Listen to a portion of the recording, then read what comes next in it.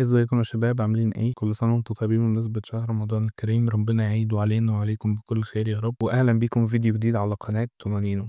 انا مصطفى بقدم محتوى عن هوايتي والحاجة اللي بحبها من صغري وهي الفيديو جيمز. سنة 2025 باين انها هتكون سنة محورية في تاريخ صناعة الالعاب، على الاقل في الكام سنة اللي فاتوا دول. يعني بصوا كده، بصوا على كمية الالعاب اللي المفروض هتنزل السنة دي، ده غير طبعا جي تي اي 6 دي يعني في حتة لوحدها. العاب خطيرة طبعا، او اجزاء من سلاسل خطيرة كلنا لعبنا العاب منها. كل الالعاب دي انا متحمس لها طبعا، ولكن انا عن نفسي متحمس اكتر للعبة دي سبليت فيكشن، مش علشان اي حاجة خالص غير علشان الراجل ده. مين الراجل ده وليه متحمس للعبته اكتر من كل الالعاب المشهورة التانية اللي هتنزل السنة دي؟ هو ده موضوع الفيديو بتاعنا النهاردة. ده يا سيدي جوزيف فارس او يوسف فارس، مخرج وكاتب ومصمم العاب لبناني يعني عربي. وحته مطورين الالعاب العرب دي يعني حاجه ممكن نعمل عنها فيديو تاني لوحدها، بس اللي عاوز اوصله لكم ان هو عمل حاجه كبيره قوي في صناعه الالعاب سواء للعرب او للسويد اللي هو عايش فيها دلوقتي. جوزيف فارس اتولد سنه 1977 في بيروت، بس بعدها ب10 سنين بس بيسيب لبنان وبيروح يعيش في السويد بسبب المشاكل والحرب الاهليه اللي حصلت في لبنان في الوقت ده. هم حاولوا يروحوا السويد 4 مرات وكل مره كانوا بيفشلوا، بس في المره الخامسه عرفوا يدخلوا. ودي الحاجه اللي حكاها جوزيف نفسه في انترفيو قبل نزول لعبه التيكس 2. هو ما حكاهاش بس، هو اكشلي عملها فيلم كامل اسمه زوزو، وده كان ثالث فيلم يعمله. انا نسيت اقول لك ان جوزيف فارس اصلا مخرج وكاتب افلام ومسلسلات من صغره، يعني بدايته خالص كانت وهو عنده 23 سنه بس لما عمل فيلم يلا يلا، وده كان اول فيلم يخرجه. كان البطل في الفيلم ده اخوه فارس. شوف صورته كده وخليك فاكرها. وايوه هو اسمه كده، اسمه فارس زي مختار وعامر والناس دي كلها بتحصل على فكره. يعني انا عن نفسي ليا ابن خالي اسمه محمد وعادي يعني. المهم بعد كده هيخرج شويه افلام ومسلسلات، وده طبعا جزء ما يهمناش قوي او مش هو السبب الرئيسي اللي جايين نتكلم عنه. المهم بعد كده هيدخل في المجال اللي شهره وهو مجال صناعه الالعاب. بدايه جوزيف مع تطوير صناعه الالعاب كانت مع شركه ستار بريز، وده كان في سنه 2013. قدم جوزيف معاهم لعبته الاولى الغنيه عن التعريف طبعا، براذرز ا تيل اوف تو سونز. اول حاجه لازم اقولها اني ما لعبتش الجزء القديم اللي على بلاي ستيشن 3 من اللعبه دي، انا جربت الريميك بس. بالمناسبه دي برضو دي كانت اول لعبه العبها من العاب جوزيف فارس. وما تخافوش انا مش هحرق اللعبه دي خالص ولا اي لعبه من الالعاب اللي هنتكلم عنها، عشان لو اي حد عايز يلعبها، خصوصا الريميك للعبه دي بالتحديد. الريميك الجديد اللي حسن حاجات كتير في اللعبه سواء في الجرافيكس او في جيم بلاي، والجيم بلاي دي حاجه مهمه بالمناسبه يعني. المهم بتبدا اللعبه بالاخ الصغير، اللعبه ما فيهاش اسماء للاخين، فهم اسمهم الاخ الكبير والاخ الصغير، وهم بينادوا بعض باللغه الغريبه بالهمهمه بتاعتهم دي. كانوا بينادوا الاخ الصغير وبيقولوا له ناي، والاخ الكبير بيقولوا له نايا، بس انا طبعا مش هستخدم العبط ده، ودي اخر مره هتسمعوني بقول اسمائهم. المهم اللعبه بتبدا بالاخ الصغير وهو بيقعد عند قبر مامته وهو بيفتكرها وهي بتموت قدام عينه، وبعد كده بيتحرك علشان يساعد اخوه الكبير بعد ما كان بينادي عليه في ان هم ينقلوا ابوهم التعبان عند الدكتور بيقول لهم ان ابوهم محتاج علاج معين في مكان بعيد. هيضطر الاخين ان هم يروحوا المغامره دي سوا عشان ينقذوا ابوهم. القصه في اللعبه دي عميقه جدا بالرغم من بساطتها وهرسها في اعمال كتير قوي. كمان اللعبه ما فيهاش اي ديالوج او كلام حقيقي، بس انت هتفهم وهتحس بكل الاحاسيس من الشخصيتين بتوعنا دول. في حاجه كمان في الجزئيه دي كنت عاوز اقولها ولكن انا بصراحه مش متاكد منها، يعني الحاجه دي بتتعلق بلغه الاخين الغريبه دي اللي بيتهيألي ان هم بيتكلموا فيها عربي او عربي مكسر على اقل تقدير. مش عارف بصراحه، بس في كلام كتير كده من كلامهم بحسه قريب لكلام عربي. نايي نايي تا حتى نايي لا مارداكي صعبة ما في سادي عباية عليني لا موت. مش عارف وممكن يكون كل ده مش صح، بس ده احساسي يعني والحاجه اللي انا سمعتها. المهم المخرج اختار توجه الكلام الغير مفهوم ده مش علشان ضعف الامكانيات او قله التقنيه ساعتها مثلا، لان اللعبه دي نازله في 2013 يعني نفس سنه نزول جي تي اي 5 وذا لاست اوف اس، لكن ده كان قرار ممتاز فاد اللعبه جدا وخلاك تتاثر بيها اكتر، لانها ادتك احساس انها لعبه تجريديه وحسستك بالقرب من الشخصيات بتاعتها كده، وهتحس بتطورهم خلال احداث القصه وتعلقك بيهم بيزيد واحده واحده. اللعبه دي مختلفة عن باقي ألعاب جوزيف اللي هتصدر بعد كده، لأن اللعبة دي بتسمح لك إنك تلعب بالشخصيتين في نفس الوقت، وطبعا ممكن تلعبها زي أي لعبة تانية لجوزيف مع حد تاني كلوكال كوب. وده طبعا في جزء الريميك. الجزء الاصلي ما كانش فيه الكلام ده خالص، انت كنت لازم تلعبها لوحدك. طب يا عم اللعبه حلوه وعجباني وبتتكلم عن اخين في رحله البحث عن العشبه اللي هتشفي ابوهم، بعد اذنك ممكن العبها مع اخويا؟ لا والله يا صاحبي ما ينفعش. طب ليه؟ طيب مش عارف بصراحه، كان قرار غريب جدا منهم ان هم ما يحطوش الاوبشن ده في الجزء القديم، بس هم صلحوا طبعا كل ده في الجزء الريميك اللي نزل. المهم دي سلبيه من السلبيات، لكن ده ما يخليناش نتجاهل ايجابيات اللعبه الكتير اللي منها القصه الدراميه والعاطفيه برغم انها كليشيه لحد حته معينه كده. الجيم بلاي كمان برغم بساطته لكنه كان حلو جدا ومشجع انك تلعب اكتر. تصميم العالم كان تحفه ببيئات لعب مختلفه كده بثيم عام محسسني ان القصه طالعه من كتاب الف ليله وليله. الايستر ايجز كمان هنا كانت حلوه قوي، هنتكلم عن موضوع الايستر ايجز ده بعدين براحتنا عشان الحاجات دي ممكن تبان لكم تافهه قوي، بس دي بصراحه بتعجبني قوي، بتفرق في تجربه لعبي لاي لعبه. بس ده ما يمنعش ان اللعبه فيها مشاكل واضحه قوي، زي ان اللعبه قصيره جدا، لا جدا جدا. يعني انا مثلا خلصتها وجبت فيها كل التروفيز في 4 ساعات بس، ده بصراحه قليل قوي. اللعبه كانت خلاص بتخلص وانا مش مستوعب ده، متاكد ان لا لسه في تكمله، مستحيل اللعبه تبقى قصيره كده. هي اللعبه مش غاليه قوي وده يحترم لانها كانت نازله ب $20 بس يعني كنتوا طولوها شويه. العيب التاني بقى التحكم في اللعبه، ويا ويلك يا سواد ليلك لو لعبتها لوحدك. اول ساعه على الاقل من ال4 ساعات دول هتكون مليانه هبل ولخبطه للصبح، علشان فكره ان كل انالوج بيتحكم في شخصيه دي فكره، برغم ان هي كرييتيف انا مش معترض على ده، بس هي حرفيا كابوس في تطبيقه. على الاقل في اول ساعه من اللعبه بجد محتاجاك تكون دكتور سترينج في نفسك عشان تعرف تتحكم في الشخصيتين وتبدا تمشي في احداث اللعبه. يعني انا مثلا لو قلت لك انا كام مره احرك شخصيتي غلط او احرك شخصيه اصلا غلط او اعمل ردود فعل متخلفه هتضحك عليا والله. يعني لو حد شافني وما يعرفنيش كويس هيقول ان الشخص ده اول مره يمسك كنترولر في حياته. بس بصراحه اللعبه حلوه يعني رغم من العيوب اللي احنا قلناها دي، بس انا في رايي الشخصي وبناء على تجربه لعبي للعبه براذرز مع اخويا انا هديها تقييم 7 من 10. اكيد انصحكم بيها بس اوعى تلعبها لوحدك. وطبعا اللعبه دي بقت معروفه والناس حبتها، فاكيد اللعبه هتكون نجحت، وده فعلا اللي حصل. الناس كلها حبت لعبه براذرز ودي كانت الحاجه اللي جابت رجل جوزيف فارس للمجال وخليته يحبه اكتر، على الرغم من انه بنفسه شايف تطوير او اخراج الالعاب اصعب بكتير جدا من اخراج الافلام، ودي حاجه قالها بنفسه في انترفيو من الانترفيوز اللي اتعملت معاه. لكن خلاص بقى هي زي ما انا قلت لكم كده رجله وقعت. وبعد سنه واحده بس من صدور لعبه براذرز وفي 2014 يأسس جوزيف فارس الاستوديو الخاص بتاعه لتطوير الألعاب، وهو استوديو هيزلايت، الاستوديو اللي كان وما زال مركز بشكل تام على الألعاب التعاونية، وده اللي هنشوف في العناوين اللي هيصدروها بعد كده. وأول لعبة من الألعاب أو العناوين اللي هيصدروها بعد كده دي كانت لعبة أوي أوت. لعبة أوي أوت هي لعبة تعاونية خطية لكن على سكيل أكبر من لعبة جوزيف فارس اللي فاتت، اللي اتفقنا إن أبرز عيوبها إنها قصيرة جدا، وده اللي اتغير في لعبتنا إلى حد ما. بطول لعبة ممكن يوصل ل8 ساعات اللي هو مش حلو قوي لكنه يعني معقول، وعلى عكس لعبتنا اللي فاتت لعبة أوي أوت مش هتقدر تلعبها لوحدك كسنجل بلاير أبدا، لكن لازم تلعبها مع صاحب ليك سواء أونلاين أو لوكال، بس المهم تلعبها كمالتي بلاير. قصة لعبتنا بتتكلم عن 2 مساجين الظروف والصدف هتجمعهم سوا وهيتفقوا إن هم يهربوا من السجن اللي هم فيه، فأنت هتقدر تتحكم في واحد من الشخصيتين اللي هم فينسنت أو ليو، وصاحبك هيتحكم في الشخصيات التانية وهتعيش معاهم قصصهم من البداية للنهاية. هما بيواجهوا ماضيهم هما الاتنين سوا. اللعبة تعاونية زي ما قلنا، وكعادة ألعاب جوزيف اللعبة إيجابياتها كتير جدا، زي مثلا تنوع أسلوب اللعب والبيئات برغم من خطية اللعبة اللي كانت مزعجة إلى حد ما، وكمان اعتمادها على التعاون والتواصل بشكل كبير ما بين الاتنين اللي بيلعبوا، أو ممكن نقول بشكل رئيسي كمان. يعني لازم تتكلم مع صاحبك اللي بتلعبها معاه ويكون ما بينكم تواصل كويس عشان تظبطوا توقيتكم سوا، أو علشان مثلا يشغل الحراس على ما انت تعدي. يعني انا بالنسبه لي لسه فاكر لحد دلوقتي تاثير اللعبه دي على اليوتيوب لما نزلت، وان كل يوتيوبر كان بيعمل كولاب مع يوتيوبر تاني وبيطلعوا يلعبوا اللعبه دي سوا، وبصراحه كانت اجواء حلوه جدا. كمان القصه كانت عاطفيه والعلاقه بين الشخصيتين كانت بتتطور بشكل كبير وملحوظ، وكان واضح ان هم مهتمين ببعض وبيقدموا نصايح لبعض بالرغم من اصرارهم على شخصيه ان هم مش فارق لهم حاجه وكده. الكوميديا هنا كمان كانت موفقه جدا وضحكتني قوي. Come on, go! What the hell? Vincent! Vincent! When do I pull the cord? Fuck this! Oh, shit! Hang in there! I'm coming! My parachute! Help!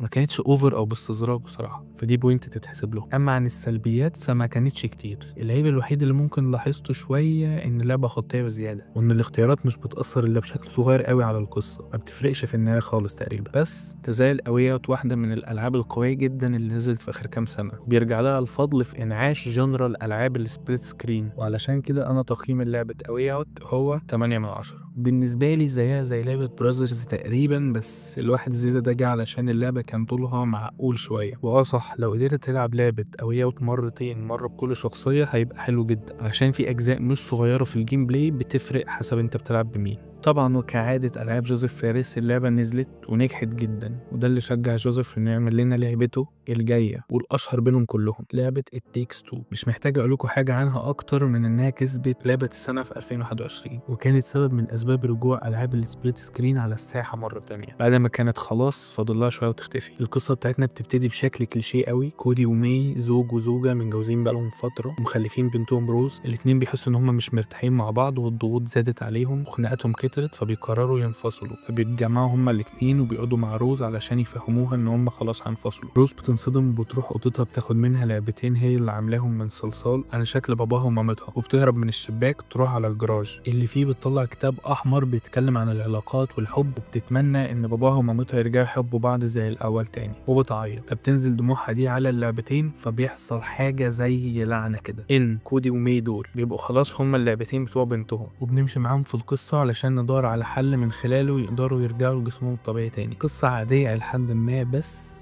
اللعبة مش عادية نهائي. لعبة قدرت تتخلص من كل عيوب الألعاب اللي فاتت اللي احنا قلنا عليها. اللعبة بجد مليانة إيجابيات. القصة بالرغم من كونها كليشيه برضه ومهروسة، لكنها تقدمها بشكل حلو قوي. كمان تأثير القصة ده عليك كان كبير. يعني اللعبة في جوانب كتير منها بتقدم لك نصايح حلوة جدا، خصوصا لو انتوا كنتوا كابل بتلعبوا اللعبة دي، او مش شرط تكونوا كابل، حتى لو انت بتلعبها مع اخوك او صاحبك فهتاخد منها نصايح حلوة جدا برضو. النصائح دي كلها جاية من شخصية دكتور حكيم.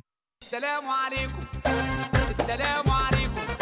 الكتاب الأحمر اللي البنت كانت بتقرا منه وقت اللعنة ما اتعملت. وكمان من إيجابيات اللعبة التنوع هنا كبير لدرجة تصدمك. يعني سواء تنوع في بيئات اللعب، كونك بتلعب بعرايس صغيرة في أماكن تبان لك عادية، لكن عشان فرق السكيل فالأماكن دي كبيرة جدا، وأحداث القصة نفسها بتاخدك في أماكن مختلفة من البيت أو الأماكن اللي حواليه، سواء بقى كان جراج أو شجرة أو أوضة، أو تنوع في أسلوب اللعبة نفسه اللي بجد هنا كان خطير. ممكن اللعبة الوحيدة اللي تنافس It Takes Two من الألعاب اللي أنا لعبتها في تنوع أسلوب اللعب ده هي لعبة أستروبوت. بس حقيقي هنا الموضوع كان مختلف. يعني هنا كل مرحلة جديدة بتبقى بمكان جديد، بأدوات جديدة، بأفكار جديدة، أفكار مسلية جدا بتخلي احترامي يزيد فعلا لصاحب الافكار دي. الميني جيمز وتنوعها وكثرتها واماكنها المستخبيه كمان كانت حلوه جدا، وكانت بتشجعك على استكشاف العالم اكتر، ودي حاجه اللعبه نفسها كانت بتكافئك عليها. كانت بتحط لك في طريقك ارتفاكتس تتفاعل معاها وايستر ايجز، كانت بتخلي تجربه اللعبه مسليه اكتر. يعني مثلا ممكن كودي ومي يكتشفوا حاجه في مكان مستخبي يقولوا عليها تعليق بيضحك، او ممكن يقولوا عليها ريفرنس للعبه تانية. بصراحه كان الاستكشاف هنا كان حلو وكان لذيذ، يعني انت تحب ان انت تستكشف العالم هنا. كمان اكبر عيب في العاب جوزيف فارس اللي فاتت دي كلها ان هي كانت قصيره، ده ما كانش موجود هنا خالص. علشان اللي اتلسع من الشهور بينفخ في الزبادي، انا جه عليا 3 أو 4 لحظات كده في اللعبه قلت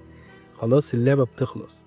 واحده من اللحظات دي كانت في نص اللعبه تقريبا. انتوا متخيلين؟ يعني كان في لسه قدامي بتاع 5-6 ساعات لعبه تانيين، بس انا ماضيه مع العاب جوزيف فارس ما كانتش حاجه مطمناني خالص بصراحه. فانا خلاص كنت حاسس ان اللعبه قربت تخلص او تنتهي. بالنسبه بقى للعيوب فما فيش حقيقة، مفيش. انا دورت على عيوب في لعبة It Takes Two مش لاقي. عيبها الوحيد انها بتخلص، برغم من اني خلصتها في 14 ساعة، وده طول لعبة معقول جدا. بس It Takes Two واحدة من الالعاب اللي فعلا ما كنتش عايزها تخلص، كنت عايزها تبقى 100 ساعة كده مثلا. فبصراحة لعبة It Takes Two واحدة من الالعاب المفضلة بجد. لعبة فيها تصحيح لكل عيوب الالعاب اللي فاتت، وكمان فيها تفوق واضح في كل جوانب اللعبة تقريبا. علشان كده انا بالنسبة لي حد لعبة It Takes Two 10 من 10. بالنسبة لي لعبة Takes Two لعبة ممكن أقول عنها بيرفكت، يعني ما فيهاش عيوب أنا قادر إن أنا أحط إيدي عليها، وحقيقي أنصح كل حد فيكم يلعب اللعبة دي. وزي ما قلنا على لعبة أوي أوت، لو تقدر تلعب اللعبة دي أكتر من مرة علشان تجرب الشخصيتين يبقى أحسن بكتير جدا. أصلا اللعبة دي معمولة بطابع عائلي كده، فأنت ممكن تجربها مرة مثلا مع صاحبك أو أخوك، والمرة التانية مع مراتك بقى إن شاء الله. المهم إنك تجربها عشان بجد هتتبسط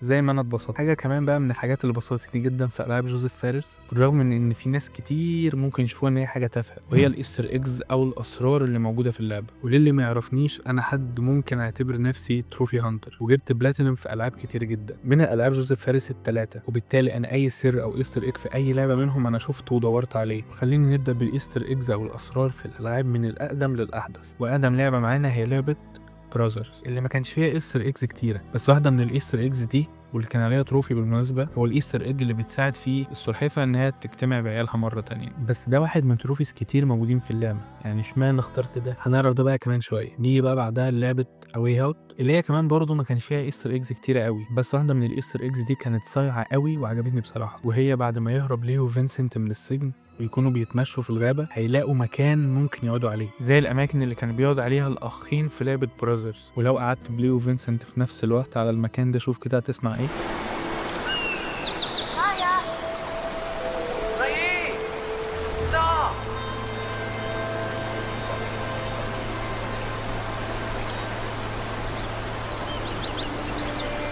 You heard that? I did. What was it? Not sure. It sounded like two boys. Maybe it's a couple of friends that are out camping. Why are you so sure they're friends? They could be brothers, too. Yeah, they actually sound like brothers. ما بتشبهش انت على الصوت ده؟ هو ده صوت الاخين بتوع لعبه براذرز. صراحه التفصيله برغم بساطتها خلتني ابتسم كده، خصوصا اني لعبت اللعبتين دول ورا بعض على طول. في حاجه كمان هي مش ايستر ايج قوي، بس بصراحه انا شفتها مثيره للاهتمام فقلت اقولها لكم. فاكرين فيلم يلا يلا اللي هو كان اول فيلم يخرجه جوزيف فارس؟ فاكرين بطل الفيلم ده كان مين؟ ايوه هو فارس اللي هو اخو جوزيف فارس. بصوا كده عليه بصه وقولوا لي يشبه مين؟ شبه ليو صح؟ لا احنا مش بيتهيأ لنا، هو فعلا شبه ليو، لان هو اصلا اللي مقدم الشخصيه بتاعته، هو الفويس اكتر بتاعه في اللعبه. فدي كانت تفصيله برضه حبيت ان انا اشاركها معاكم كده. بمناسبه الفويس اكترز بقى، خلينا ننتقل لاكتر لعبه فيها ايستر ايجز من الثلاثه، وهي لعبه It Takes Two. تعرفوا ان الفويس اكتر اللي عمل صوت دكتور حكيم هو اللي عمل صوت كودي في اللعبه اصلا؟ ما تعرفش كان بيوفروا ولا ايه، بس بجد اللي لعب اللعبه دي هيعرف قد ايه الصوتين مختلفين جدا عن بعض. Yeah, we're divorcing. It's all good. No! I will help you fix your relationship. خصوصا ان شخصيه دكتور حكيم كانت بتتكلم اسباني، فالاكسنت بتاعتها في الانجليش كمان كانت اسباني شويه، بس دي ما كانتش مشكله كبيره علشان الفويس اكتر اصلا جوزيف بالدراما عنده اصول مكسيكيه. بس بعيد عن الفويس اكتنج والكلام ده، حرفيا اللعبه دي مليانه ايستر ايجز وكلها تحفه، واستمتعت جدا وانا بدور عليهم او انا بكتشفهم واحد واحد. زي الايستر ايج اللي جاب لك ليو فينسنت بنفسهم في اللعبه هنا على اشكال العاب بلاستيك، بيكون قدامهم زرارين كده، لو ضغطتهم في نفس الوقت هتسمعهم هم قاعدين بيشتموا وبيلقحوا على بعض. Hey Cody, over here. What are these? I've never seen them before. I gave them to Rose. They're from my favorite video game. I'm gonna get you, you son of a bitch. Hey, Vincent, you think you're gonna get away with what you did to me? Come on, Leo. You're still pissed about that? Just drop it already. Are you crazy? I'll never drop it. You just wait and see. Oh, yeah. What are you gonna do? I'm gonna kick your ass. You ain't doing shit. You're a doll, Leo. God damn it! And as smart as always, I see. كمان في الشابتر بتاع الساعات، ولو وصلت لمكان سري بتروح له لما بتركب مركبة كده، بتوصل لمكان لو دخلته هتلاقي فازات فخار كبيرة كده، لما بتكسرها بتلاقي جواها جواهر أو الروبيز بتاعت لعبة The Legend of Zelda. كمان في شابتر الجاذبية وفي واحدة من البورتلز اللي فيها تحديات، ممكن تتسلق على المخدات الموجودة وتوصل لفوق، وهتلاقي ساتلايت لو وجهته على مكان معين هتسمع جوزيف فارس نفسه والسبيتش المشهور بتاعه طبعا بتاع فقد أوسكارز. Okay, can you swear here? Okay. The Oscars, you know?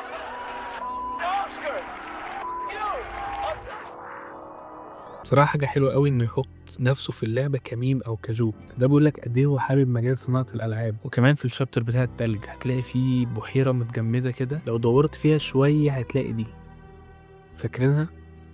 اللي قلت لكم شوية وهنرجع لها، وادينا رجعنا لها. وجيس وات، لسه بتدور على عيالها برضه في اللعبه دي. فالحاجات دي بصراحه برغم ان هي بسيطه بس بتحسسني اني دخلت العالم بتاع العاب جوزيف فارس اللي فيه حاجات كتير مرتبطه ببعض ومتوصله ببعض. وده بقى هينقلنا لاخر ايستر ايج موجود معانا النهارده، واللي ما شفتش اي حد اتكلم عليه على اليوتيوب او على اي حد خالص، وهو في اخر شابتر خالص في اللعبه وفي المكان اللي هتلاقي فيه كتب كتير ده. لو ركزت في اسماء الكتب هتلاقي كتاب اسمه Away In مش Out. فطبيعي كتاب زي ده هيلفت نظرك وهتحس ان في حاجه هتشوفه، ولما تشوفه هتلاقي ده.